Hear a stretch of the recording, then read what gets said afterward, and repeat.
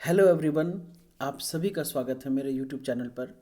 आज हम लोग जैसा कि दिख रहा है, आज हम लोग स्टैंडर्ड 10 के सिविक्स का चैप्टर 7 को समझने की कोशिश करेंगे। ये चैप्टर है आउटकम्स ऑफ द डेमोक्रेसी और ये आपके coming exam that means term 2 या फाइनल एग्ज़ाम का पार्ट है, सिलेबस का एक पार्ट है। इसको थोड़ा सा ध्यान से देखोगे, थोड़ा सा ध्यान से सुनोगे, मेरे साथ थोड़ी देर जुड़े रहोगे तो ये चैप्टर पूरी तरीके से क्रिस्टल क्लियर हो जाएगा। मैं अपने उस स्टूडेंट को स्पेशल थैंक यू बोलूँगा जिसने मुझे ये चैप्टर को करने के लिए मैंने रिक्वेस्ट किया। चलिए शुरू करते हैं इस चैप्टर को। इस चैप्टर में बेसिकली हम लोग को पढ़ना है कि अभी तक तो हम लोग 7, 8, 9 में पढ़ते आ रहे थे डेमोक्रेसी के बारे में। डेमोक्रेसी होता क्या है, डेमोक्रेसी में गवर्नमेंट काम कैसे करता है, डेमोक्रेसी के फ़ायदे वगैरह क्या है। इसमें वही सब चीज़ का थोड़ा सा एडवांस वर्जन है। डेमोक्रेसी के बारे में, इसके आउटकम्स के बारे में स्पेशली ये सारी चीज़ों को हम लोग पढ़ेंगे। चलिए शुरू करते हैं इस चैप्टर को। फर्स्ट क्वेश्चन ये है, Y democracy is considered better. Democracy को हम लोग बेटर कंसिडर कैसे करते हैं, कैसे कर सकते हैं। तो इसका बहुत सारे पॉइंट्स हैं, हम इन पॉइंट्स को ऊपर चर्चा करेंगे, डिस्कशन करेंगे। और इनके अलावा हो सकता है आपके मन में भी बहुत सारे पॉइंट्स हो, आप उन सबको जोड़ के बेटर तरीके से आंसर लिखना, ताकि आपका जो आंसर हो इतना इम्प्रेसिबल हो, इतना बेस्ट हो कि एग्जामिनर जो आपका कॉपी चेक करे वो खुश हो जाए और मतलब भरपूर आपको, मतलब आपकी मन चाहे इरादे, मन चाहे जो भी आप इच्छा रखते हो वो भरपूर मार्क्स दे और आप खुश हो जाए। चलिए शुरू करते हैं।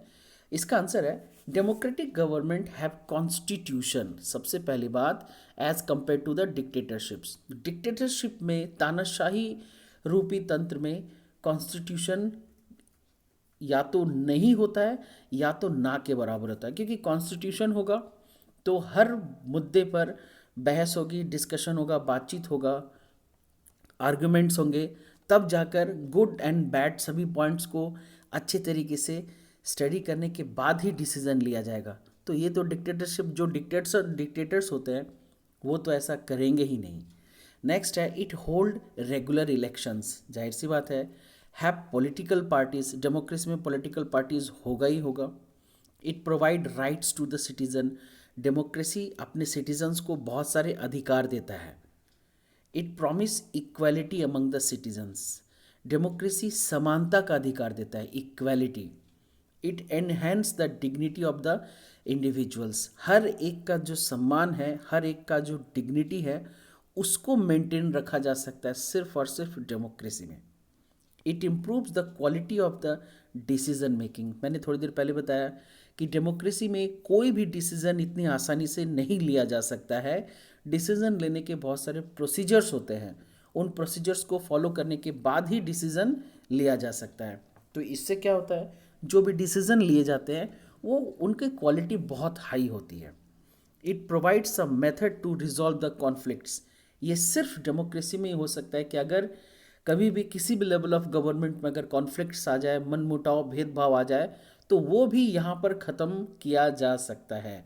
ये अदर फॉर्म ऑफ डेमोक्रेसीज में ये सुविधा उपलब्ध नहीं है। नेक्स्ट है, citizens have the right to choose और change their rulers. Democratic country में ही ये फैसिलिटी होता है कि सिटीजन्स अपने रूलर्स को चूज़ कर सकते हैं या फिर उसको नेक्स्ट टाइम चेंज भी कर सकते हैं। एंड लास्ट है, it provides a place to correct the mistake. ये कहीं नहीं हो सकता है। फॉर एग्जाम्पल, अगर कोई एक लॉ बन गया और वो लॉ लोगों के फेवर में नहीं रहा, सूट नहीं किया, तो उस लॉ में चेंजेस लाए जा सकते हैं। और जाहिर सी बात है, डेमोक्रेसी में हमेशा कोई ना कोई लॉ में थोड़े बहुत समय के साथ चेंजेस लाए ही जाते हैं। यही तो डेमोक्रेसी का सबसे बड़ा फ़ायदा है कि लॉ बनता है और लॉ में चेंजेस समय के साथ लाए जाते हैं। चलिए, आई होप आप लोग के दिमाग में एक आइडिया आ गया होगा कि भाई डेमोक्रेसी बेटर क्यों है। चलिए नेक्स्ट पॉइंट की ओर बढ़ते हैं। ये जो मैंने क्वेश्चन टाइप दिया, क्योंकि ये मैंने चुना है, वो आपके एग्जामिनेशन पेपर से इस टाइप के क्वेश्चंस पूछे जाते हैं, इसीलिए मैंने इस चैप्टर को क्वेश्चन वाइज तैयार किया है। आगे बढ़ते हैं। नेक्स्ट है, is the democratic government efficient. कह रहा है कि क्या डेमोक्रेटिक गवर्नमेंट एफिशिएंट होता है। एफिशिएंट का मतलब होता है कुशल होना या कार्य में सक्षम होना। तो इसके जवाब में ये 2 मार्क्स से एक जगह क्वेश्चन कहा गया था कि democratic government is efficient, justify the question, तो या जस्टिफाई द स्टेटमेंट, तो वैसे क्वेश्चन को मैंने उठाया है और इसके ऊपर हम लोग ये मैंने आंसर देखेंगे कि non democratic rulers do not have to bother about the deliberation in assemblies और worry about the majorities and public opinion. सीधी सी बात है, जो नॉन डेमोक्रेटिक रूलर्स होते हैं उनको तो ये डेलिब्रेशंस का कोई फ़र्क ही नहीं पड़ता, ना ही उनको डेलिब्रेशन चाहिए, ना ही उनको असेंबली चाहिए, और ना ही वो मेजॉरिटी को फॉलो करते हैं, और पब्लिक ओपिनियन उनके लिए कोई मायने रखता ही नहीं, क्योंकि डिक्टेटर्स जस्ट उनके मुंह से जो वर्ड निकल गया वही कानून के रूप में पूरे कंट्री में फॉलो किया जाता है। लेकिन डेमोक्रेटिक कंट्री में ऐसा नहीं होता है। जो भी डेमोक्रेटिक गवर्नमेंट्स होते हैं उन्हें पब्लिक के ओपिनियन, पब्लिक के डेलिब्रेशंस, असेंबलीज, मेजॉरिटीज़ के जो डिसीजंस होते हैं और पब्लिक ओपिनियन, ये सारी चीज़ों को कंसिडर करना ही पड़ता है। A democratic government will take more time to follow the procedures before arriving at a decision. ये हम लोगों ने पहले डिस्कस कर चुके हैं कि कोई भी डिसीजन लेने से पहले वो पूरा का पूरा सारे प्रोसीजर्स को फॉलो करते हैं, because it has followed procedures for its decision which have to be more acceptable to the people and more effective। यही तो डेमोक्रेसी की खास बात है कि जो भी डिसीजन लिए जाते हैं वो डिसीजन को बहुत सारे प्रोसीजर्स को फॉलो करने पड़ते हैं और तभी वो एक्सेप्टेबल होता है और वो इफेक्टिव भी होता है।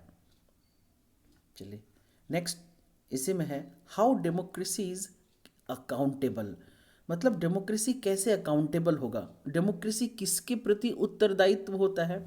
जैसे आप लोग अपने घर में होंगे, आप सब भाई बहन मम्मी और भी बहुत सारे लोग होंगे, तो आपका उत्तरदायित्व किसका है, आपकी जिम्मेदारी किसका है, आपके पेरेंट्स का है। आप क्या स्टडी करेंगे, हायर स्टडीज़ में क्या सब्जेक्ट लेंगे, फ्यूचर में आपके क्या करियर ऑप्शंस होंगे, इन सभी चीज़ों पर डिस्कशन होगा बाकायदा। आपके गुड पॉइंट्स, आपके बैड पॉइंट्स, आपका स्ट्रेंथ, आपका वीकनेस, ये सभी चीज़ें आपके मम्मी डैडी, आपके टीचर, आपके गार्डियंस, ये सभी लोग बैठ के डिस्कशन करेंगे और साथ ही साथ आपके इंटरेस्ट के ऊपर भी डिस्कशन करेंगे। तभी आपको हायर स्टडीज़ या करियर ऑप्शन की ओर फिर इंस्पायर्ड किया जाए कि भाई तुम्हारे लिए ये बेटर है, तुम इसको करो, तुम्हारे लिए ये बेटर है। तो जाहिर सी बात है हमारी जिम्मेदारी हमारे पेरेंट्स की है, हमारे टीचर्स की है, हमारे शुभचिंतक वेल विशर्स की है। तो उस तरीके से डेमोक्रेसी में किसकी जिम्मेदारी होती है, तो यहाँ पर a citizen who wants to know if a decision was taken through the correct procedure can find this out and this is known as transparency. तो यहाँ पर how democracy is accountable, democracy को हम कैसे अकाउंट कर सकते हैं, तो सिर्फ डेमोक्रेसी में ही a citizen has the right to check the procedure whether any ruler has taken the decision by following the correct procedure or not। और इसी चीज़ को ट्रांसपेरेंसी कहते हैं। ये डेफिनेशन में 2 मार्क्स का पूछा गया, डिफाइन द टर्म ट्रांसपेरेंसी। तो आप लोग इस वर्ड को ज़रूर लिखना कि सिटीज़न जब भी चाहे गवर्नमेंट के डिसीजंस को किस प्रकार लिए गए हैं, क्या क्या प्रोसीजर फॉलो किए गए हैं, वो सारी चीज़ों को वो देखने का अधिकार उसको है। और इसी अधिकार को हम लोग ट्रांसपेरेंसी कहते हैं, इसको पारदर्शिता कहते हैं। सरकार अपने सभी डिसीजन लेने के समय पूरी तरीके से पारदर्शिता, दैट मीन्स कुछ भी हिडन नहीं रहता है कि चोरी छुपे लिया गया है या चुपचाप बैठ के 2-4 आदमी के बीच में लिया गया है। पूरा का पूरा जितने भी रिप्रेजेंटेटिव्स होते हैं उन सब के बीच में, उन सब से बात करके, उन सब से डिस्कशन करके, उन सब के आर्गुमेंट्स करके तब जाकर किसी मैटर पर डिसीजन लिया जाता है। और वो डिसीजन बहुत सारे प्रोसीजर को फॉलो करने के बाद लॉ में कन्वर्ट होता है, जो अल्टीमेटली पूरे कंट्री पर लागू होता है। सिर्फ यही प्रोसेस नहीं ख़त्म होता है, लॉ बनने के बाद भी अगर लोग उसको एक्सेप्ट करेंगे तब तो कुछ नहीं होगा, अगर एक्सेप्ट नहीं करेंगे तो रिबेल होगा, लोग आंदोलन करेंगे, फिर गवर्नमेंट लोगों के अकॉर्डिंग से उस डिसीजन में या उस लॉ में कुछ ना कुछ चेंज ज़रूर लाते हैं। तो इसीलिए डेमोक्रेसी अकाउंटेबल है। आई होप ये टॉपिक आप लोग को क्लियर हो गया होगा। नेक्स्ट है, ये क्वेश्चन मैंने देखा है, ये भी आया है, व्हाट इज़ लेजिटिमेट गवर्नमेंट। तो लेजिटिमेट गवर्नमेंट क्या होता है, दैट मीन्स न्याय संगत गवर्नमेंट। किस चीज़ को हम लोग कहेंगे, एक डेफिनेशन है, तो इसके बारे में थोड़ा सा ये लाइन समझना होगा। It is a government, legitimate government means it is a government generally acknowledged, मतलब गवर्नमेंट पहचान करवाया जाता है कि हाँ ये गवर्नमेंट है, as being in the control of a nation. वो गवर्नमेंट उस राष्ट्र, उस देश के कंट्रोल में रहता है। ये ऐसा नहीं कि देश गवर्नमेंट के कंट्रोल में रहता है, गवर्नमेंट देश के कंट्रोल में रहता है, क्योंकि गवर्नमेंट चेंज हो सकता है, देश चेंज नहीं हो सकता है। देश फिक्स्ड है बट गवर्नमेंट फिक्स नहीं है। वो कल कोई और था, आज कोई और है, परसों कोई और होगा। इस चीज़ को ध्यान रखना है। It is a government generally acknowledged as being in control of a nation and deserving formal recognition. उसका एक पहचान होता है, जो लोग उसको पहचान देते हैं और उस पहचान से उसको जानते हैं। जैसे वो राष्ट्रपति है, वो प्राइम मिनिस्टर है, वो चीफ मिनिस्टर है, वो मेंबर ऑफ लेजिस्लेटिव असेंबली है, वो मतलब ये मिनिस्टर्स है, सबका अपना अपना एक रिकॉग्निशन होता है, सबका अपना अपना एक पहचान होता है, आइडेंटिटी होता है। और which is symbolized by the exchange of diplomats between the government and the government of other countries. इनका अपना रिकॉग्निशन होता है, सिर्फ देश के अंदर नहीं, दूसरे देश में जाते हैं वहाँ भी उनका अपना एक रिकॉग्निशन होता है, उसके साथ वो चलते हैं। फॉर एग्जाम्पल, अभी हमारे जो प्रेजेंट प्राइम मिनिस्टर है मिस्टर नरेंद्र मोदी, वो अगर अमेरिका, रशिया कहीं भी जाएंगे तो वो मिस्टर नरेंद्र मोदी के रूप में नहीं जाएंगे, वो जाएंगे as a representative of India. वो इंडिया को रिप्रेजेंट करेंगे दूसरे कंट्री में, तो वो उनका आइडेंटिफिकेशन होगा। नेक्स्ट इसी का एक पॉइंट है, in democracy governments are elected through a regular free and fair elections. ये हम लोग सबको जानते हैं, रेगुलर इलेक्शंस होते हैं और इलेक्शंस हमेशा फ्री और फेयर मैनर में होता है। कोई भी उसमें नॉमिनेट कर सकता है, जिसमें दम है इलेक्शन में। मतलब वो ऐसा नहीं कि अमीर होगा, गरीब होगा, अनपढ़ होगा, कुछ नहीं, कोई कुछ नहीं, बस सिटीजन होना चाहिए, एज क्राइटेरिया को फुलफिल करना चाहिए, दैट्स ऑल। अगर लोग आपको पसंद करते हैं तो आप भी या तो एमएलए या तो एमपी, सांसद या विधायक के इलेक्शन में खड़े हो सकते हैं। और अगर लोगों का सपोर्ट है तो लोग आपको वोट देंगे, आप भी अपना गवर्नमेंट बना सकते हो। तो सीधी सी बात है, इसीलिए इलेक्शन हमारे कंट्री में डेमोक्रेसी में सबके लिए खुला मंच देता है कि जिसमें कैलिबर है, जिसमें वो क्षमता है, जिसमें वो क्वालिटी है, आइए खड़े होइए और लोगों को डिसाइड करने दीजिए ना, by means of their voting. चलिए नेक्स्ट है, laws are made following proper procedures after much discussion with the representatives of the people. ये मैंने थोड़ी देर पहले डिस्कशन किया कि जो भी लॉ बनते हैं वो बहुत ही हाई लेवल के डिस्कशन होते हैं। डिस्कस मैंने बहुत जितने भी रिप्रेजेंटेटिव्स होते हैं सबके बीच में वो डिस्कशन किया जाता है, सही गलत सब कुछ अकाउंटेबल करने के बाद ही कानून बनाया जाता है, डिसीजन लिया जाता है। नेक्स्ट है, if people feel that the government has done something which goes against the constitution, people can challenge it in the judiciary. यहाँ पर सिर्फ लॉ बना लेने से और लॉ को लागू कर देने से गवर्नमेंट का काम खत्म नहीं होता है। डेमोक्रेसी उसके बाद भी लोगों को ये पावर देती है कि आपको लग रहा है कि ये गलत है तो आप जुडिशियरी, दैट मीन्स कोर्ट में जाके आप उस लॉ को चैलेंज कर सकते हो। And in that condition government को जवाब देना होगा कि ये लॉ किस लिए बनाया गया है, पर्पस क्या था, और अगर आप सही हो तो उस लॉ में चेंज ज़रूर किया जाएगा। आई होप ये पॉइंट आपको क्लियर हो गया होगा। अगर आप में से किसी को भी अगर पॉइंट क्लियर ना हो तो आप मुझे कॉल कर सकते हैं या मैसेज व्हाट्सएप पे मैसेज करके मुझे बोल सकते हैं। मेरा नंबर है 9534058943 और मेरा यूट्यूब चैनल है Subrato sir class.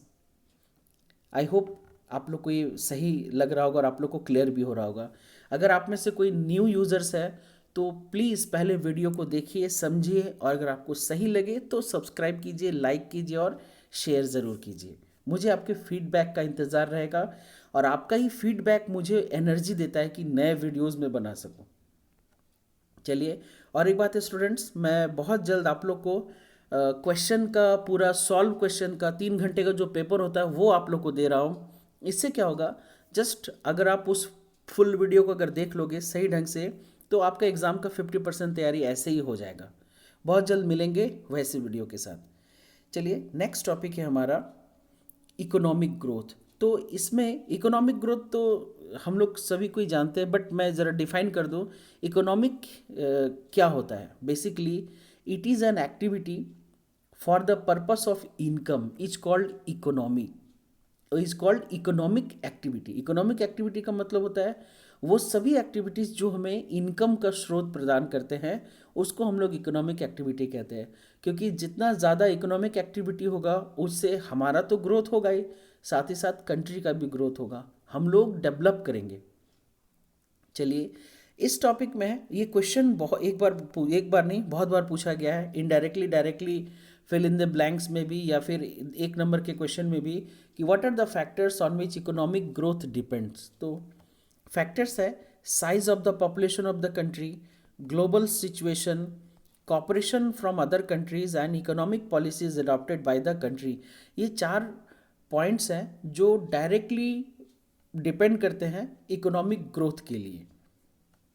Size of the population, that means population size जैसा होगा वो कंट्री के इकोनॉमिक ग्रोथ के लिए रिस्पॉन्सिबल होगा। क्योंकि पॉपुलेशन साइज जैसा होगा, पॉपुलेशन साइज में उनके एज स्ट्रक्चर से लेकर इनकम से लेकर एजुकेशन से लेकर ये सारे क्राइटेरिया आते हैं जो पॉपुलेशन के क्वालिटी को बताते हैं। पॉपुलेशन जितना बेटर क्वालिटी का होगा उतना ही ज़्यादा वो उनका इनकम स्ट्रक्चर बढ़ेगा और उससे कंट्री का ग्रोथ होगा डायरेक्टली। नेक्स्ट है ग्लोबल सिचुएशन। अब ये ग्लोबल सिचुएशन भी अपॉर्चुनिटीज़ प्रोवाइड करता है लोगों को ज़्यादा से ज़्यादा इकोनॉमिक डेवलप करने के लिए। नेक्स्ट है कॉपरेशन फ्रॉम अदर कंट्रीज। जाहिर सी बात है जब आसपास के देश कॉपरेट करेंगे तो इससे उस देश को भी फ़ायदा होगा और हमारे देश को भी फ़ायदा होगा। नेक्स्ट है economic policies adopted by the country.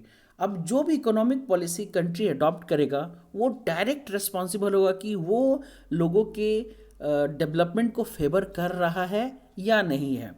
British काल में ब्रिटिशर्स लोग सिर्फ और सिर्फ अपने प्रॉफिट को देखते थे और इनके अपने प्रॉफिट को देखने के चलते बहुत बार लड़ाई भी हुआ और अल्टीमेटली उनका इकोनॉमी शुरू में तो वो कमाए, लेकिन बीच में वो जब वो अपने आप को फेवर करने लगे, दूसरे को मौका कम देने लगे, इस दौरान क्या हुआ, उनका सारा का सारा एक्टिविटी ही डूब गया। अल्टीमेटली लोग रिबेल करने लगे। जब भी लोगों के साथ अन्याय होगा वो रिबेल करेंगे ही करेंगे। आई होप ये टॉपिक क्लियर हो गया होगा। चलिए आगे बढ़ते हैं। नेक्स्ट टॉपिक है इसी का ही, dignity and freedom of citizen are best guaranteed in a democracy. इससे रिलेटेड ये क्वेश्चन बनाए कि how can we say that dignity and freedom of the citizens are best guaranteed in a democracy. Dignity मान सम्मान से जुड़ा है, आत्मसम्मान से जुड़ा है, एंड फ्रीडम का मतलब होता है स्वतंत्रता, आज़ादी। तो सिटीज़न को, नागरिकों को ये दोनों चीज़ कैसे सिर्फ डेमोक्रेसी में ही मिल सकता है, ये है क्वेश्चन का पूछने का मकसद यही है। तो हम लोग देखेंगे ज़रा से एक छोटा सा टॉपिक को लेकर कि भी डिग्निटी ऑफ वुमन को लेकर चल रहे हैं कि वुमन के डिग्निटी को कैसे मेंटेन कर रहे हैं। तो women related problems get adequate attention, more women are elected as representatives। अभी के समय में क्या हो रहा है कि ज़्यादा से ज़्यादा वुमन को, जो पुराने समय के हिसाब से वो पिछड़ी रह गई थी, उनको ज़्यादा मौका दिया जा रहा है ताकि वो सामने आए और हर एक फील्ड में कंधे से कंधे मिलाकर साथ दे। To achieve this, in Panchayati Raj, 1/3 seat are reserved for women, and in March 2010, women seat reservation bill was passed. And उसके तहत Rajya Sabha ensured 33% reservation for women in the state legislative। Rajya Sabha में भी और स्टेट लेजिस्लेटिव में भी 33% reservation woman को मिला है। तो ये सारी फैसिलिटीज़ सिर्फ और सिर्फ डेमोक्रेसी में ही मिल सकता है। इससे क्या होगा, वुमन को आगे बढ़ने का मौका मिलेगा, उनके डिग्निटी और ज़्यादा ग्रो करेगी, उनको फ्रीडम और ज़्यादा मिलेगा। तो इस तरीके से डेमोक्रेसी वुमन के प्रति बहुत ज़्यादा झुकाव रखता है, रिस्पेक्ट रखता है और उनके ग्रोथ एंड डेवलपमेंट के लिए कंटिन्यूसली हमेशा काम करता है। और इसके अलावा भी बहुत सारे कानून बने हैं जो वुमन के फेवर करते हैं। नेक्स्ट पॉइंट है कि democracy provide for equal status and opportunities for all cast. भाई डेमोक्रेसी किसी भी कास्ट को ना फेवर करता ना ही किसी के अगेंस्ट में जाता है। हाँ, वो एक ऐसा प्लेटफॉर्म देता है जो सबको इक्वल स्टेटस देता है और अपॉर्चुनिटी सभी को बराबर रूप से देता है। नेक्स्ट है democracy transforms people from the status of a subject into that of a citizen. ये समझने वाली बात है कि डेमोक्रेसी हमें सिटीजन का दर्जा देता है कि भाई हम नागरिक हैं, हम कोई सब्जेक्ट नहीं है कि मैंने जिसके ऊपर काम किया जाए। हम नागरिक हैं, जीते जागते इंसान हैं जो देश को तैयार करते हैं। तो सिर्फ डेमोक्रेसी ही हमें सब्जेक्ट से सिटीजन का दर्जा दिलाता है। थोड़ा सा एग्जांपल लूँगा। ब्रिटिशर्स के लिए जब हम लोग ब्रिटिश इंडिया में रहते थे, याद रखिएगा, this time we are living in India that is free, but 1947 के पहले हम लोग ब्रिटिश इंडिया में रहते थे या फिर कॉलोनी ऑफ ब्रिटिश में रहते थे। उस समय हमारे देश का कोई नाम नहीं था एंड हमारे देश के लोग सिंपली एक सब्जेक्ट थे ब्रिटिशर्स के लिए। उनकी जो मर्जी होती थी पॉलिसी लगाने की लगाते थे, मारते थे, काटते थे, जो मन में आता था करते थे, वो अपनी मनमानी ही चलाते थे और अल्टीमेटली हमारे देश के रिसोर्स को ही लूटने का काम करते थे। तो उस समय हम लोग सब्जेक्ट थे, हमारा अपना आइडेंटिटी बिल्कुल नहीं था। लेकिन जब से हमें आज़ादी मिली, हम लोगों ने लड़ा, लड़ने के बाद आज़ादी ली, लाखों लोग शहीद हुए, तब जाकर हम लोग अपना आइडेंटिफिकेशन सब्जेक्ट से हटाकर एक सिटीजन के रूप में कर पाए। Next point, a democracy ensures that people will have the right to choose their rulers and people will have the control over the rulers। ये दोनों ही बात भाई, पीपल चूज भी कर सकते हैं और पीपल कंट्रोल भी कर सकते हैं। ये फैसिलिटी सिर्फ और सिर्फ डेमोक्रेसी में ही है। लास्ट पॉइंट है इसका कि अ सिटीजन, सिटीजन का मतलब नागरिक होता है। A citizen has the right and the means to examine the process of decision making. हर सिटीजन के पास ये राइट है, उनके पास ये राइट है और मीन्स भी है। मीन्स का मतलब तरीका भी है कि जिससे वो ये चेक कर सकता है कि जो प्रोसेस फॉलो किया गया डिसीजन लेने के लिए वो क्या है, और इसी चीज़ को ट्रांसपेरेंसी कहते हैं। That means in a democracy transparency facility is provided to the citizen. In October 2005 the right to information act, जिसको हम लोग RTI कहते हैं, law was passed which ensures all the citizen the right to get all the information about the function of the governmental departments. तो ये भी एक number का फिल इन द ब्लैंक्स में पूछा गया। In which year right to information, सूचना का अधिकार, इसको कब पास किया गया? That was passed in October 2005। तो ये जो लॉ सरकार की ओर से पास किया गया है, ये हमें ये आज़ादी देता है, हमें ये सुविधा देता है, ये अधिकार देता है कि we have the right to check how did the decision was taken, whether it has followed the procedure और नॉट। आई होप ये टॉपिक आप लोग को क्लियर हो गया होगा। नेक्स्ट टॉपिक है कि what is the outcome of democracy. तो इसको थोड़ा सा समझना होगा कि भाई डेमोक्रेसी का आउटकम क्या है बेसिकली। तो there are certain things that democracy must provide. ये डेमोक्रेसी प्रोवाइड करता है, बिल्कुल डेमोक्रेसी है तो प्रोवाइड करेगा ही, अदरवाइज वो डेमोक्रेसी हो ही नहीं सकता है। First point, in a democracy people have the right to choose their ruler. ये हम लोग बार बार पढ़ रहे हैं लेकिन बार बार समझना होगा कि only and in only democracy people have the right to choose their rulers and people will have the control over them. People के ही पास होता है उसको कंट्रोल करने का। Whenever possible and necessary, citizens should be able to participate in decision making that affects them all। बिल्कुल citizen participate बिल्कुल कर सकते हैं। नेक्स्ट है, it is the right to expect democracy to produce a government that follows procedures and is accountable to the people. ये right भी है और जो गवर्नमेंट बनता है वो सिटीजन के सामने पूरी तरीके से अकाउंटेबल है, वो उत्तरदायित्व तो लेता है, उत्तरदायित्व उन्हीं का होता है। नेक्स्ट है, democratic government develops mechanism for citizen.